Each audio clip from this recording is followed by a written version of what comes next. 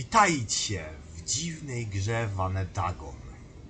Zobaczymy, co dziś mamy, choć granie w nocy w straszną grę, chyba straszną.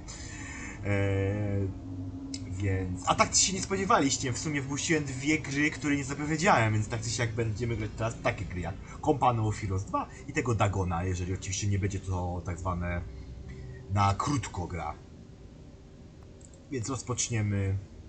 Dagon jest wiernym interaktywnym detektywem opowiadającym HP Lovecrafta. Głównie rolę odgrywają opowieści i atmosfera. W wyborach elementów wewnętrznych, zadawanym pukiem, poruszanie się ograniczone do przechowywania między lokacjami. I am writing this under an appreciable mental strain, since by tonight I shall be no more.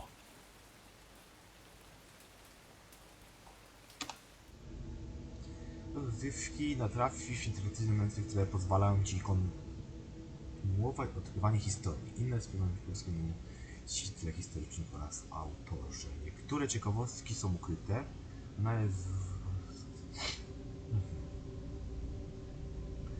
znaku starego znaku. To. Okej. Penniless, and at the end of my supply of the drug which alone makes life endurable, I can bear the torture no longer, and shall cast myself from this garret window into the squalid street below. Do not think from my slavery to morphine that I am a weakling or a degenerate. When you have read these hastily scrawled pages, you may guess, though never fully realize, why it is that I must have forgetfulness or death.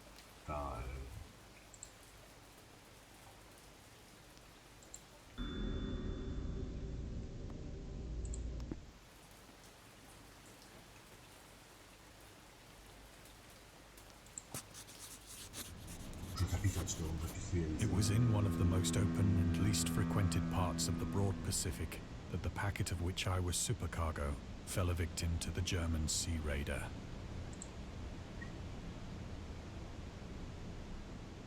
Dzisiaj poszukamy, czy nie ma jakiegoś...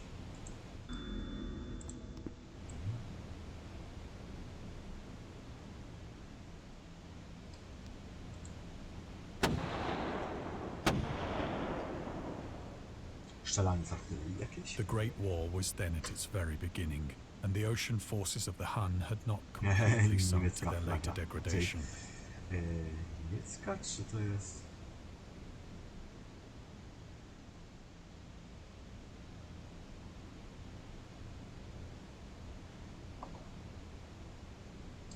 So that our vessel was made a legitimate prize, whilst we of her crew were treated with all the fairness and consideration due us as naval prisoners.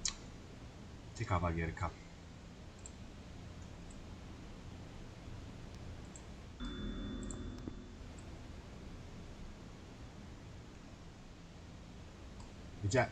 Wiedziałem, że flaga może mi coś podpowiedzieć. So liberal, indeed, was the discipline of our captors, that 5 days after we were taken, I managed to escape alone in a small boat with water and provisions for a good length of time. No, szybko uciekłeś.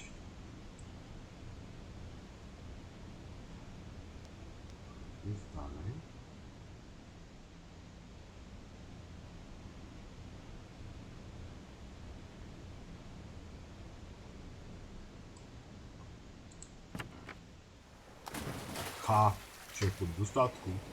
When I finally found myself adrift and free, I had but little idea of my surroundings. Never a competent navigator, I could only guess vaguely by the sun and stars that I was somewhat south of the equator. Of the longitude, I knew nothing, and no island or coastline was in sight.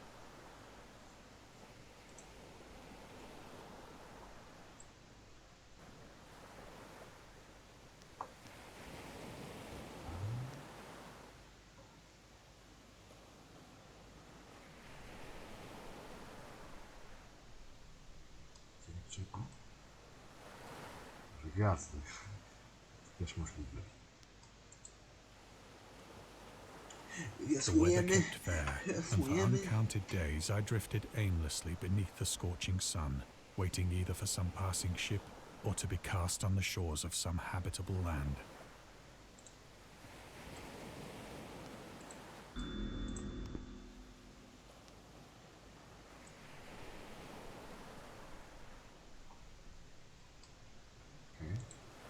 Okay. But neither ship nor land appeared, and I began to despair in my solitude upon the heaving vastness of unbroken blue. The change happened whilst I slept. Its details I shall never know. For my slumber, though troubled and dream-infested, was continuous. Cthulhu.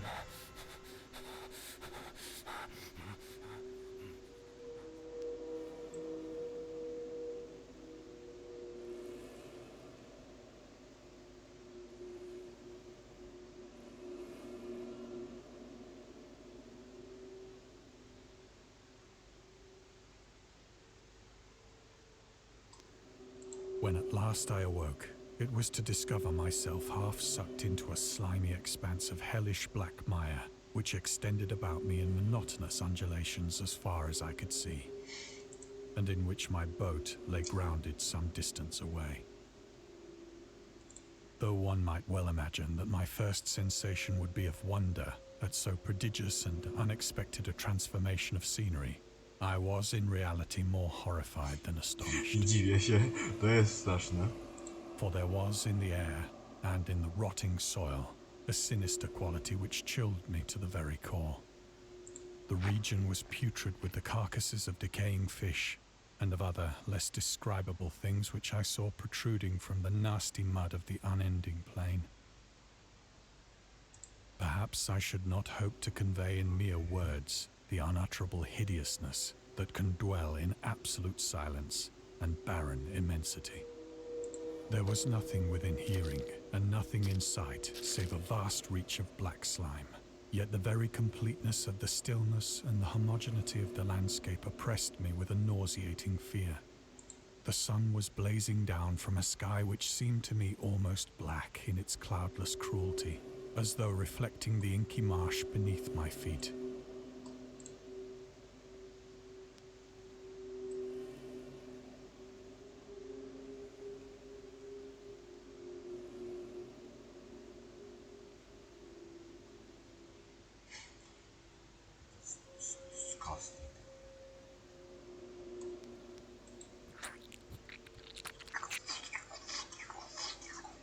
As I crawled into the stranded boat, I realized that only one theory could explain my position.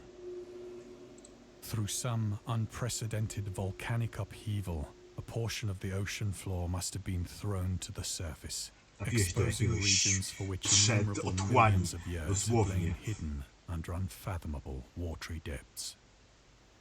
So great was the extent of the new land which had risen beneath me, that I could not detect the faintest noise of the surging ocean, straining my ears as I might. Nor were there any seafowl to prey upon the dead things.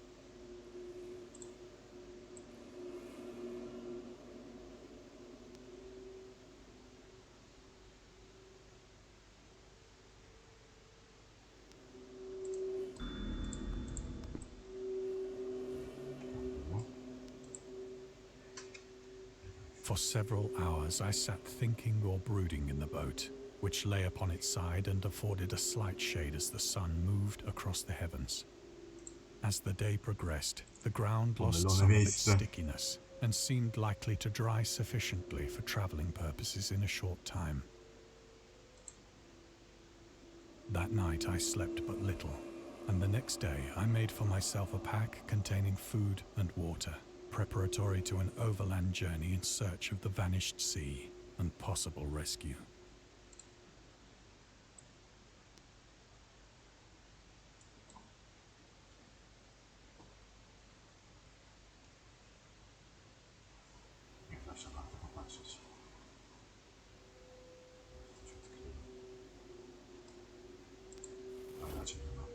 On the third morning, I found the soil dry enough to walk upon with ease. The odor of the fish was maddening, but I was too much concerned with graver things to mind so slight an evil, and set out boldly for an unknown goal.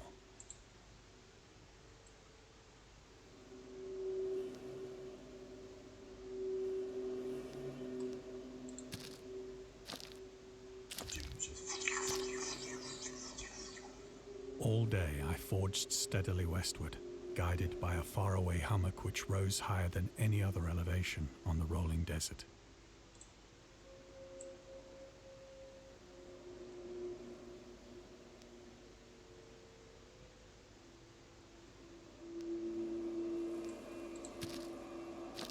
Idziemy do tej góreczki, to tam stoi.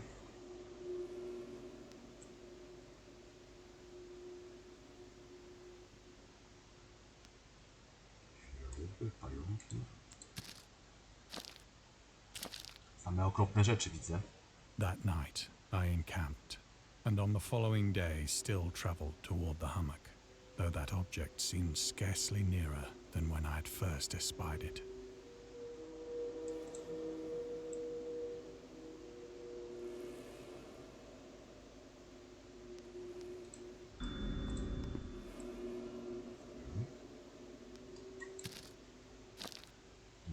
Idziemy. Nie ma sensu się poddawać. Ciekawa gra, naprawdę. By the fourth evening, I attained the base of the mound, which turned out to be much higher than it had appeared from a distance.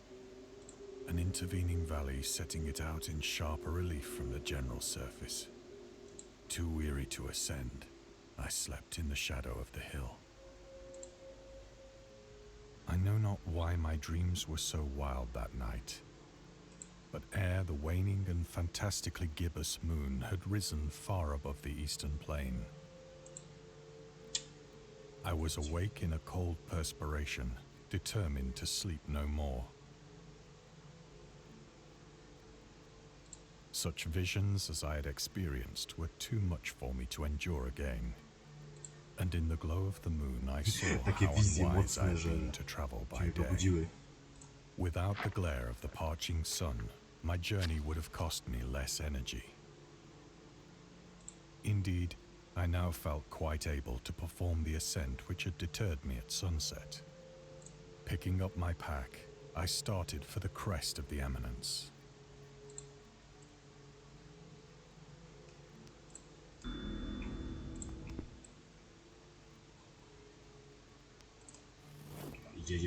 I have said that the unbroken monotony of the rolling plain was a source of vague horror to me. But I think my horror was greater when I gained the summit of the mound and looked down the other side into an immeasurable pit or canyon, whose black recesses the moon had not yet soared high enough to illumine. I felt myself on the edge of the world, peering over the rim into a fathomless chaos of eternal night. Through my terror ran curious reminiscences of Paradise Lost, and of Satan's hideous climb through the unfashioned realms of darkness. As the moon climbed higher in the sky, I began to see that the slopes of the valley were not quite so perpendicular as I had imagined.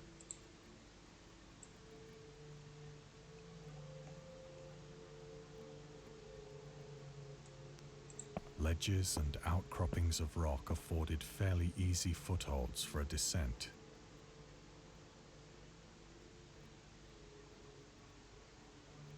Whilst after a drop of only a few hundred feet, the declivity became very gradual.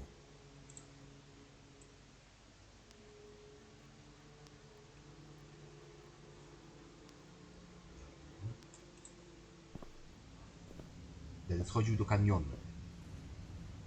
Urged on by an impulse which I cannot definitely analyze, I scrambled with difficulty down the rocks and stood on the gentler slope beneath, gazing into the Stygian deeps, where no light had yet penetrated.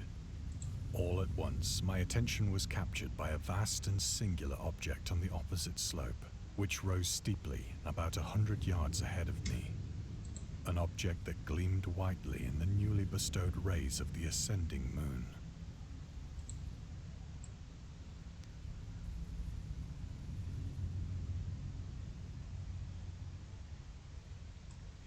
Ale wielki posąg, świetlisty Obelix zobaczymy w następnym odcinku jutro.